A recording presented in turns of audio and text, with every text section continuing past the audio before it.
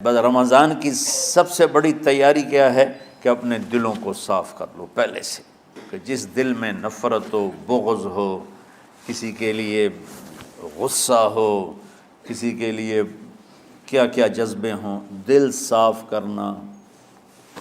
ہمارے گھروں میں روزانہ جھاڑو ہوتا ہے، یہاں مدرسے میں روزانہ صفائی ہوتی کہ نہیں ہوتی؟ کیونکہ دنیا کی اصل گندگی ہے تو جھاڑو ہاتھ سے نہیں چھوٹ سکتا۔ حرم شریف میں دیکھا کیسے چاروں طرف خدام پھر رہے ہوتے ہیں برش لے کر، تو دل پہ غبار ایسے آتا ہے جیسے صحن میں غبار آتا ہے،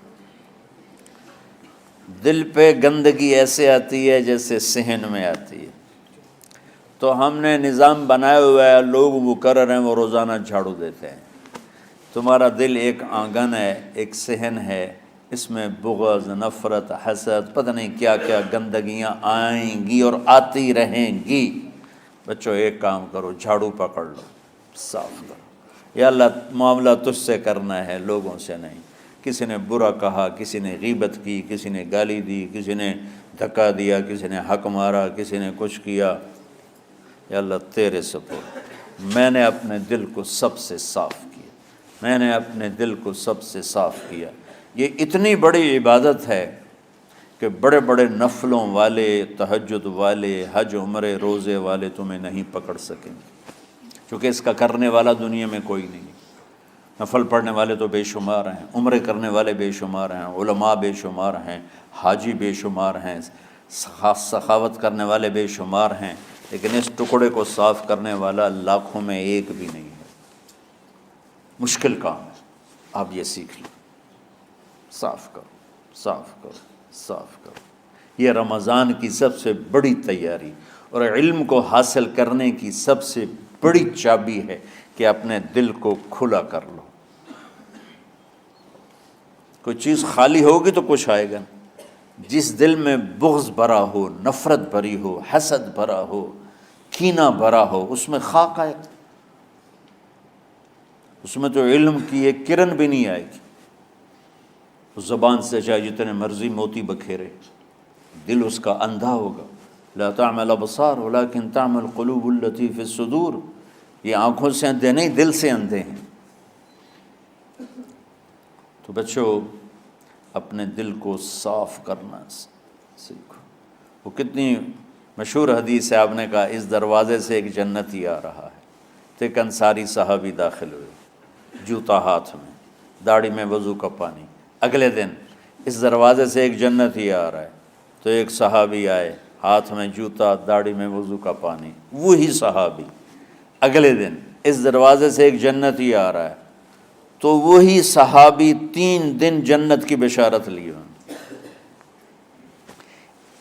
اس صحابہ کی جماعت میں ایک شخص ہیں جن کا نام ہے عبداللہ بن عمرو بن عاص۔ ان سے بڑا عبادت گزار صحابہ میں کوئی نہیں تھا، نہ سابقین میں نہ متاخرین میں، نہ پہلوں میں نہ بعد والوں میں۔ ان کی عبادت کیا تھی؟ ساری رات جاگنا، سارے دن کا روزہ، اور ایک ختم قرآن صبح سے شام تک۔ اتنی اللہ نے طاقت دی تھی۔ پھر وہی غلوب والی بات آ گئی، ایکسٹریم ہونے والی بات آ گئی۔ ان کی شادی والی رات حجلہ عروسی میں داخل ہو رہے ہیں، دلہن کے کمرے میں داخل ہو رہے ہیں، اور مصلی بچھا کے اللہ اکبر، اور دیر نفل تے نفل، دیر نفل تے نفل۔ تو ان کی بیگم نے دیکھا تو وہ بھی خیر کا زمانہ تھا، انہوں نے بھی وضو کیا اور پیچھے مصلی بچھا کے وہ بھی فجر تک نفل پڑھتے رہے۔ صبح ہوئی تو حضرت عمرو بن عاص رضی اللہ عنہ نے پوچھا، بیٹی رات کیسی گزری؟ کہا جی ماشاءاللہ آپ کے بیٹے تو بڑے عبادت گزار ہیں، ساری رات نفلوں میں ہی گزری۔ تو وہ ان کو شکایت کر دی۔ حضرت عمرو بن عاص کو اتنا غصہ چڑھا، وہ بیٹے کو تو کچھ نہیں کہا، کتنی حکمت کی بات ہے، سیدھے گئے اللہ کے نبی کے پاس، یا رسول اللہ یہ عبداللہ دیکھیں کیسا نادان ہے، اس کی شادی کی ساری رات نفل پڑھتا رہا۔ تو آپ کہتے ہیں ماشاء اللہ کتنی بڑی بات ہے، نفلوں میں گزر گئی، رات بھی نفلوں میں گزر گئی۔ تو آپ نے حضرت عبداللہ بن عمر کو بلا کے ڈانٹا کہ تو نے مہینے میں 3 دن روزے رکھنے ہیں، بس اس سے زیادہ نہیں رکھنے، اور ہفتے میں 1 قرآن ختم کرنا ہے۔ کہا یا رسول اللہ میرے اندر طاقت زیادہ ہے۔ پھر اچھا 15 دن روزے رکھنے ہیں، کہ نہیں میرے اندر طاقت زیادہ ہے۔ آپ اس کو تھوڑا تھوڑا کر کے گھٹاتے رہے، اور وہ ہر دفعہ نہیں یا رسول اللہ میرے اندر طاقت زیادہ ہے۔ تو آخر میں آپ نے کہا اچھا چلو صوم داؤدی پہ آ جاؤ، 1 دن روزہ رکھو، 1 دن افطار کرو، اور 3 دن سے پہلے قرآن ختم نہیں کرنا۔ تو آپ نے اس کو پیچھے کیا۔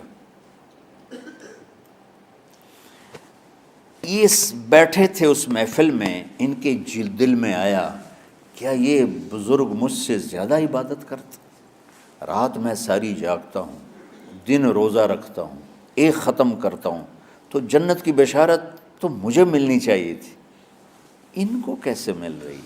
یہ کسی کتاب میں نہیں لکھا کہ یہ ان کا جذبہ تھا، لیکن جو کہ میں ان کی سیرت کو جانتا ہوں تو مجھے خیال آتا ہے کہ ان کی نفسیات میں یہ بات آئی ہوگی، چونکہ صرف انہی کو خیال آیا کہ میں جا کے دیکھتا ہوں کہ یہ بزرگ کیا کرتے ہیں۔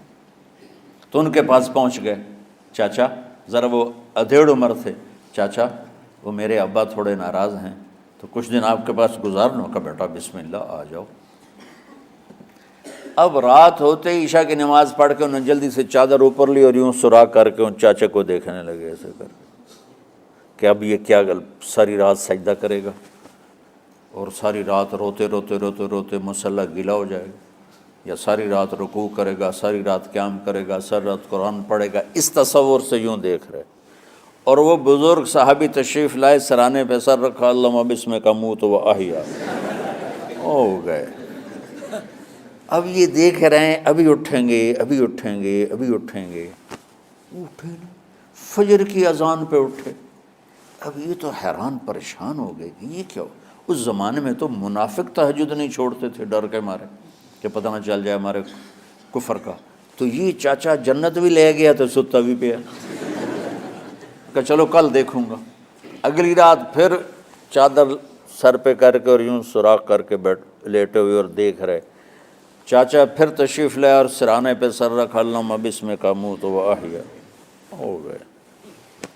فجر کی اذان پہ اٹھے، یہ اور پریشان ہو گئے کہ میرا نبی کا فرمان تو سچا ہے، اس میں تو شک بھی کفر ہے، لیکن عمل کیا ہے جس پر اس کو جنت کی بشارت ملی؟ 2 رکعت نفل بھی نہیں۔ اور آج کے دور میں تم میں سے ماشاءاللہ اکثر بچے تہجد پڑھتے ہیں کہ 1 رات اور دیکھوں گا، تیسری رات اللہم بسمک اموت و احیا، ہو گئی ساری رات۔ تو تیسری رات پھٹ پڑے عبداللہ بن عمر، کہنے لگے چاچا میری ابا سے کوئی لڑائی نہیں تھی، 3 دن میں تیرے بارے میں سنتا رہا، جنتی جنتی جنتی، میں دیکھنے آیا تھا کہ آپ کیا کرتے ہیں، آپ تو کچھ بھی نہیں کرتے ہو، ساری رات سوتے رہتے ہو، اب کیا کرتے ہو؟ انہوں نے کہا بیٹا یہی ہے جو تم نے دیکھا ہے۔ اب ان کو سمجھ میں نہیں آ رہا کہ یہ جوڑ کیسے بٹھاؤں، ادھر جنت کی بشارت، ادھر ساری رات خراٹے، اب یہ اس میں جوڑ کیسے بٹھاؤں، کیونکہ نبی کی بات تو غلط ہو نہیں سکتی۔ تو اب وہ نا ایسے نا بڑے بے دل سے ہو کر واپس مڑے، پتہ نہیں کی چکر ہوئے گی کوئی گل۔ جب وہ دروازے تک پہنچے تو کہنے لگے بیٹا ادھر آنا، واپس آ گئے۔ کہا میں تمہیں اصل راز کی بات بتاتا ہوں۔ کہا کیا ہے کیا ہے؟ تو یہاں ہاتھ رکھا، کہا یہ جو دل ہے نا اس میں کسی انسان کی نفرت نہیں۔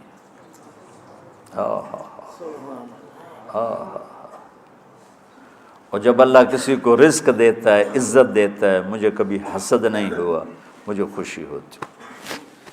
تو عبداللہ بن عمر نے کہنا تھا ہاں یہ بات ہے، نہیں، ان کا ہاذا ہوا، اچھل کے کہنے لگے ہاذا ہوا، ہاں ہاں ہاں ہاں یہی ہے یہی ہے یہی ہے۔ پھر کہنے لگے چاچا پر یہ میرے بس کا نہیں ہے، کون کرے گا یہ؟